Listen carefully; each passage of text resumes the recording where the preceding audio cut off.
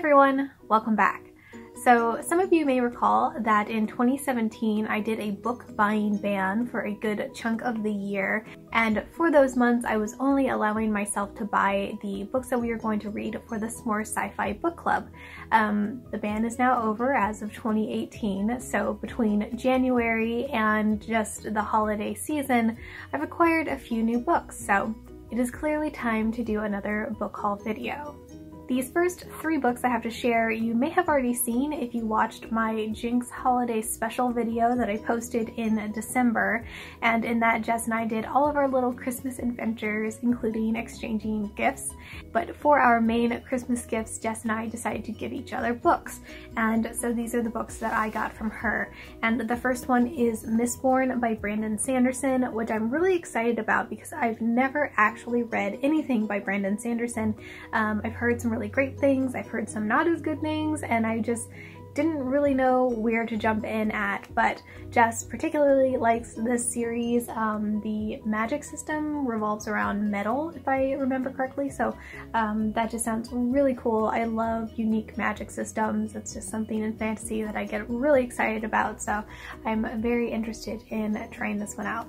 Next is Artemis by Andy Weir, which I'm so excited about. I was really sad that it came out when I was on my book buying ban, but thanks to Jess, I didn't have to be sad for long. I love The Martian by Andy Weir. It's one of my favorite sci-fi books. In fact, I have a tattoo based on it. I need to do a video about that one at some point. I think that's my only bookish tattoo I haven't done a video about. But yeah, I'm so excited. And the cover of this is just gorgeous.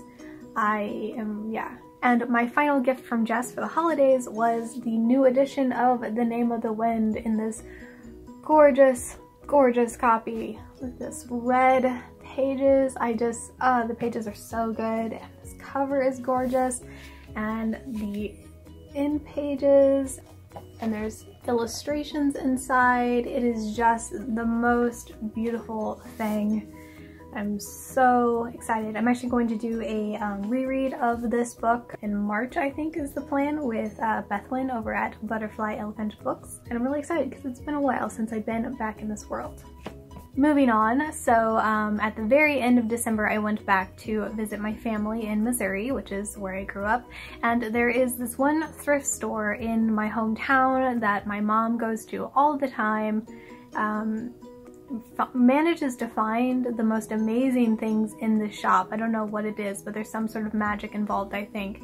So of course we had to make at least one stop while we were there, and I went and looked through the books, and I happened to find one that caught my eye, so my mom actually got it for me, and that is Fox Mask by Juliet Marillier.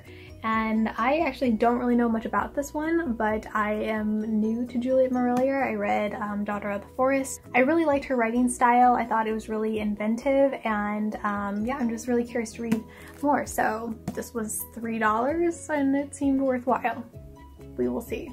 Next is Starlings by Jo Walton, which was one of my most anticipated new releases of 2018. And I actually thought this was going to come out quite a bit later in the year, but it came out in January, so that was exciting. And I really love this cover. I just love the design, I love the colors, and I'm really excited.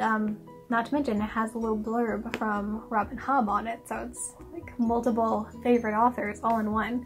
I've never actually read this is a short story collection. It's a mixture of fantasy and sci-fi. I have loved the books that I've read from her in both sci-fi and fantasy genres, so I just can't imagine not enjoying these stories. I'm really excited to try it out. Then I also received a copy of The King of Bones and Ashes by J.D. Horn, and I was sent this one to review. This is an advanced reader copy, although the book was just released at the end of January, I believe January 23rd, so you can actually find a copy of that now. But I will be doing a review of this book in the next 2 weeks, something like that. Sometime this month I will be posting a review of this book, so you can look forward to that. And J.D. Horn is also the author of the Witching Savannah series, which I quite enjoyed, and I've done a couple reviews of those books, so I'll put links to those down below if you want to check them out as well. Then my final 3 physical copies are all books that I picked up for the S'more Sci-Fi book club. And if you have not been keeping up with that, that is the podcast that I do with my friend Adrienne Tilley, where we discuss vintage sci-fi books. And I will put a link to the YouTube channel we have for it up top and down below. There's also a Goodreads group, and you can listen to episodes on iTunes and Google Play, and there's a website and blah blah blah. So all the details are down in the description box if you care to check them out.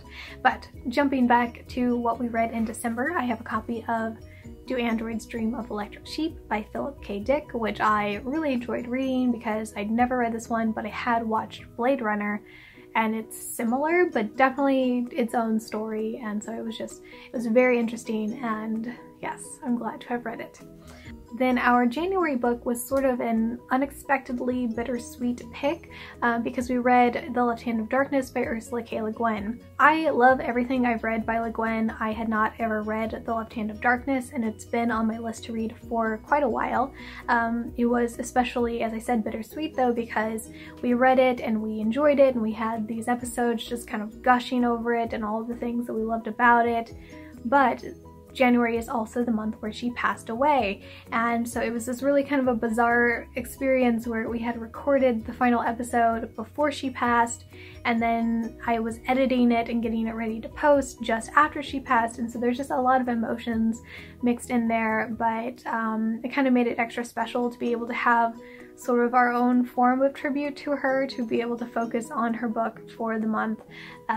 Anyway, yeah, so I really enjoyed this book, and I definitely want to read more in the Hainish Cycle series that she wrote, and just in general, because yes, she was such a treasure, so glad to have read that. And the final book that I bought for S'more Sci-Fi is actually the book we're reading for February, so I have already started in on it, but this is The Lost World by Sir Arthur Conan Doyle.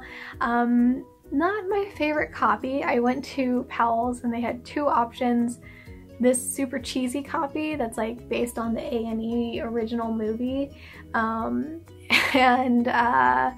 also there was one that was a really old hardback copy, but it was a little bit musty and kind of looked like it was falling apart, and it didn't have a dust jacket, so it just, I don't know, neither of them were that cute, but I decided to go to the one that seemed more structurally intact. Also this one has illustrations. Yeah, I don't know. Just pointed out that this thing looks like a taco, and I can't unsee that, and that's basically what decided me on buying this copy. Yes. Then the final couple books that I have hauled are Kindle versions, and there are a couple that I'm not going to mention, but I have bought because Jess and I decided for Valentine's Day we're going to give each other romance novels, and I haven't quite decided which one I'm going with. I want to read through it.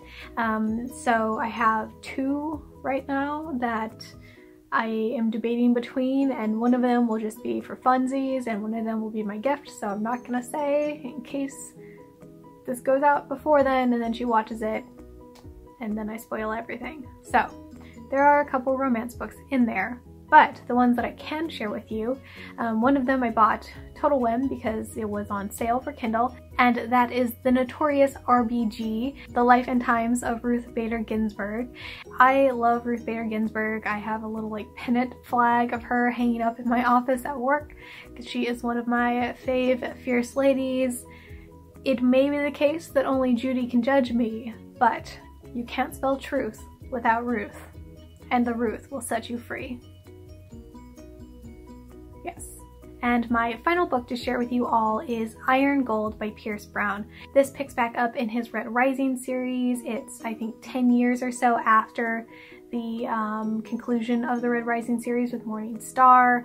I love that trilogy so much. I can't even explain how many emotions I had in the final book, Morning Star. So I'm just dying to get back into this one.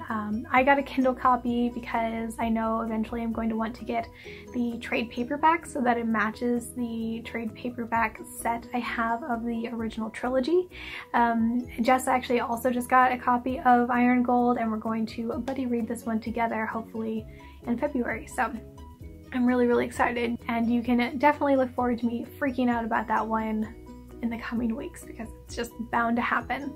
Anyway, that is my giant haul from the last couple months. I would love to hear if you guys have read any of these books and what you think about them, if you've bought any new books that you're super excited about, or if based on these books you have any recommendations for me. I probably don't need them because I have just so many books to read and so many books to buy, but I want them anyway, so please do share.